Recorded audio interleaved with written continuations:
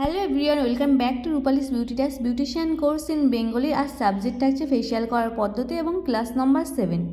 Facial করার পদ্ধতির 3টে স্টেপ কিন্তু আমি আগেই বলে দিয়েছি। আজ তোমাদের 4 নম্বর স্টেপ থেকে দেখাবো। তাহলে চলো একটু শর্টকাটেই দেখে নিই আগের দিন ক্লাসে তোমাদের কী ছিল। স্টেপ নাম্বার 1-এ ছিল ক্লিনজিং এবং স্টেপ নাম্বার 2-এ ছিল স্ক্রাবিং, কীভাবে স্ক্রাব করতে হয় সেটা, এবং স্টেপ নাম্বার 3-তে ছিল টোনার এবং কিছু গুরুত্বপূর্ণ নোটস ছিল। যারা আগের দিনের ক্লাসটা দেখোনি 6 নম্বর ক্লাসটা, তারা কিন্তু আমার চ্যানেলে 6 নম্বর ক্লাসটা দেওয়াই আছে, তোমরা দেখে নিতে পারো। তো আজকে ফেশিয়াল করার পদ্ধতির স্টেপ নাম্বার 4। স্টেপ 4-এ আছে কিন্তু মাসাজ। টোনার দিয়ে টোনিং করার 2-3 মিনিট পরে আমরা পরবর্তী ধাপ মাসাজে চলে যাব। মাসাজ করার ফলে আমাদের ত্বক ভিতর থেকে পরিষ্কার হয়ে যায় এবং মৃত কোষগুলি আরও ভালোভাবে পরিষ্কার হয়। এর ফলে ত্বকের ব্লাড সার্কুলেশন বা রক্ত সঞ্চালন ভালো হয়। এর ফলে আমাদের ত্বক আরও বেশি উজ্জ্বল এবং সুন্দর হয়ে ওঠে।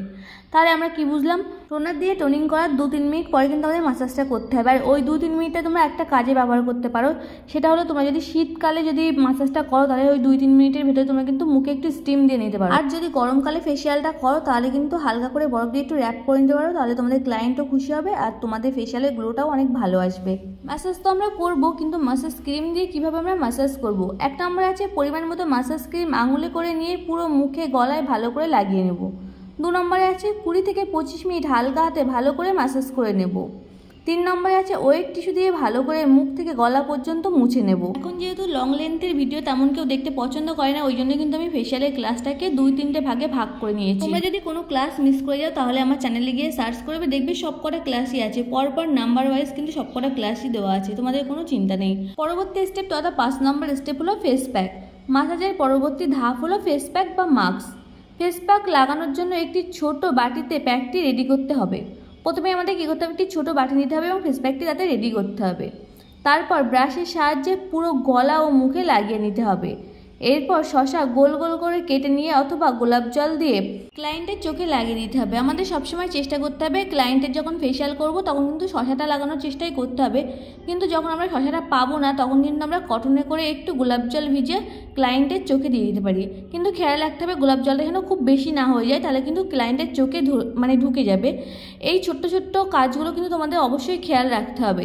নেক্সট আছে ফেস প্যাক তোলার পদ্ধতি। 1 নম্বরে কী আছে, ক্লায়েন্টের হাতে সময় থাকলে ফেস প্যাকটি পুরোপুরি শুকনো করার চেষ্টা করতে হবে। আর ক্লায়েন্ট যদি খুব তাড়াহুড়ো করে তাহলে কিন্তু মোটামুটি 80% মতো শুকিয়ে গেলে প্যাকটি তুলে ফেলবে। অবশ্যই কিন্তু 80% শুকাতেই হবে, নাহলে কিন্তু কাজ হবে না। তারপরে 2 নম্বরে কী আছে, হাতে জল নিয়ে হালকা হাতে ম্যাসাজ করতে করতে একটি ভিজে টিস্যু নিয়ে প্যাকটি তুলতে হবে। তাহলে এটাও কিন্তু আমরা খেয়াল রাখবো, তাড়াহুড়ো করে ঝপঝপ করে কিন্তু ফেস প্যাকটি তুলে দেবো না। হালকা হাতে ম্যাসাজ করতে করতে একটু জল নিয়ে কিন্তু টিস্যু দিয়ে প্যাকটি তুলব। Step number 6 moisturising. ফেস প্যাকের পরবর্তী স্টেপ হলো ময়শ্চারাইজিং। স্কিন বুঝে আমাদের ময়শ্চারাইজার লাগাতে হবে। যাদের ড্রাই স্কিন তাদের অয়েল বেস ময়শ্চারাইজার লাগাতে হবে, আর যাদের অয়েলি স্কিন তাদের কিন্তু অয়েল ফ্রি ময়শ্চারাইজার লাগাতে হবে। এই দুটো কথা কিন্তু মাথায় তোমরা অবশ্যই রাখবে। যাদের ড্রাই স্কিন তাদের কিন্তু অয়েল বেস ময়শ্চারাইজার লাগাতে হবে, যাদের অয়েলি স্কিন তাদের কিন্তু অয়েল ফ্রি ময়শ্চারাইজার লাগাতে হবে। Step number 7। স্টেপ নাম্বার 7-এ কী আছে, সানস্ক্রিন। গরম হোক বা শীতকাল, ক্লায়েন্ট যদি দিনের বেলায় ফেশিয়াল করতে আসে তাহলে অবশ্যই সানস্ক্রিন লাগাতে হবে। সানস্ক্রিন আমাদের মুখকে রোদের হাত থেকে বাঁচায়। আমরা তো অবশ্যই জানি যে গরম হোক বা শীতকাল দিনের বেলায় আমাদের সানস্ক্রিন লাগাতে হয়। তো ফেশিয়াল করার পরেও কিন্তু আমাদের সানস্ক্রিনটা অবশ্যই লাগাতে হবে। আর সানস্ক্রিন না লাগালে কিন্তু একটু অসুবিধা হয়ে যাবে, যেহেতু ফেশিয়াল করার পরে আমাদের মুখটা অনেকটা কোমল হয়ে যাবে, তো সানট্যান পড়ার ভয়টা কিন্তু অনেকটা বেশি থেকে যায়। ওই জন্য কিন্তু আমাদের অবশ্যই দিনের বেলায় সানস্ক্রিন লাগাতে হবে। এরপরে কিন্তু ক্লায়েন্টকে আমাদের কিছু সতর্কতামূলক কথা বলতে হবে। প্রথমে আছে ফেশিয়াল করার 24 ঘন্টার মধ্যে মুখে কিছু লাগানো যাবে না। ফেস ওয়াশ, ক্রিম, এনিথিং কিছু লাগানো যাবে না। কোনো রকম সেরামও লাগানো যাবে না, কিংবা কোনো রকম মেকআপও করা যাবে না। 2 নম্বরে কী আছে, রোদ বা আগুনের সামনে যাওয়া যাবে না। এটা কিন্তু আমাদের কিছু কিছু ক্ষেত্রে যেতে হয়, আর আমরা যদি আগুন বা রোদের সামনে যাইও তাহলে কিন্তু আমরা মুখে একটু সানস্ক্রিন লাগিয়ে নেব। 3 নম্বরে কী আছে, রোদ বা আগুনের সামনে গেলে সানস্ক্রিন ব্যবহার করতে হবে। আগে যেটা বললাম, রোদ বা আগুনের সামনে গেলে কিন্তু আমাদের একটু সানস্ক্রিন ইউজ করতে হবে।